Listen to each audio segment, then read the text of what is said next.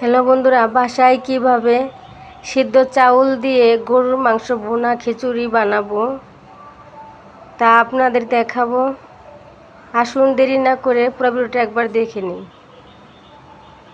কড়াইটা গরম হয়ে গেলে আমি এখানে কিছু মুগ ডাল নিয়েছি। মুগ ডালগুলো এভাবে 2 মিনিট ভেজে নিব। 2 মিনিট ভাজা হয়ে গেছে, এরপর 10 মিনিট পানিতে ভিজিয়ে রাখবো। তেল গরম হয়ে গেলে 4টা দারচিনি, 4টা এলাচ, 2টা তেজপাতা দিয়ে এভাবে নাড়াচাড়া করে নিব। এরপর এখানে হাফ কাপ পেঁয়াজ কুচি দিয়ে দিব। পেঁয়াজ কুচিগুলি ভেজে নেব, বাদামি কালার হওয়া পর্যন্ত অপেক্ষা করব। দর্শক দেখতে পাচ্ছেন বাদামি কালার হয়ে গেছে। এরপর আদা বাটা, রসুন বাটা দিয়ে তেলের সাথে নাড়াচাড়া করে নেব, যাতে করে মশলার কাঁচা গন্ধটাও চলে যাবে। এরপর সামান্য পানি দিব, যাতে পেঁয়াজগুলো পুড়ে না যায়। এরপর 2 চামচ মরিচের গুঁড়া, 1.5 চামচ হলুদের গুঁড়া দিয়ে দিব, 1 চামচ ধনিয়ার গুঁড়া,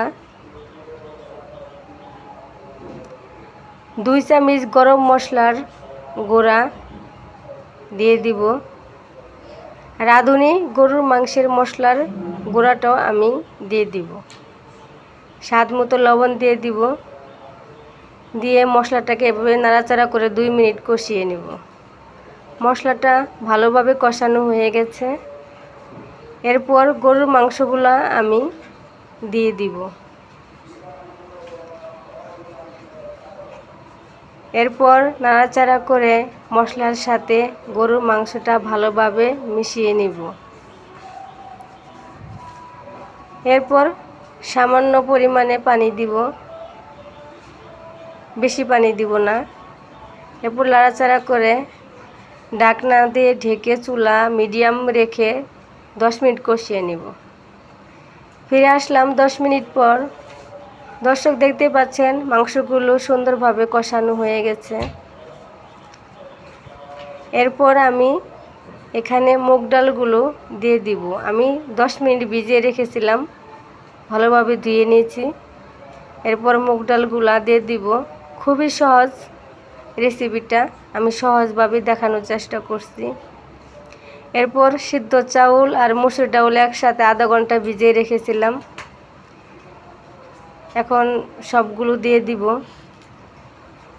দিয়ে এভাবে মশলার সাথে সবগুলো মাংস, চাউল, ডাউল একসাথে ভালোভাবে নাড়াচাড়া করে মিশিয়ে নিব। ঢাকনা দিয়ে ঢেকে 5 মিনিট কষিয়ে নেব। দেখতেই পাচ্ছেন চাউলগুলো আমার কষানো হয়ে গেছে। এরপর পরিমাণ মতো পানি দিয়ে দিব। যেহেতু সিদ্ধ চাল, পানির পরিমাণটাও একটু বেশি লাগে। একটু নাড়াচাড়া করে ঢাকনা দিয়ে ঢেকে চুলা বাড়িয়ে 10 মিনিট রান্না করব। ফিরে আসলাম 10 মিনিট পর। এরপর 1 চামচ জিরার গুঁড়া দিয়ে এভাবে একটু নাড়াচাড়া করে নেব, ঢাকনা দিয়ে ঢেকে দেব। এরপর 4টা কাঁচামরিচ দিয়ে দিব। তো দর্শক দেখতেই পাচ্ছেন পানিগুলা প্রায় অনেক শুকিয়ে গেছে। এরপর নামিয়ে নেব। একটা তাওয়া দিয়ে দেবো, তাওয়াটা পর্যাপ্ত গরম করে নিতে হবে। এরপর পাতিলটা বসিয়ে চুলা একদম মিডিয়াম রেখে দিব। এরপর ধনের পাতাগুলো দিয়ে ঢাকনা দিয়ে ঢেকে দিব, 5 মিনিট রেখে দিব। এরপর একটু ধনের পাতাগুলো একটু নাড়াচাড়া করে মিশিয়ে নিব, এতে করে গন্ধটাও সুন্দর আসবে। এরপর ঢাকনা দিয়ে ঢেকে আবারও 5 মিনিট রেখে দিব।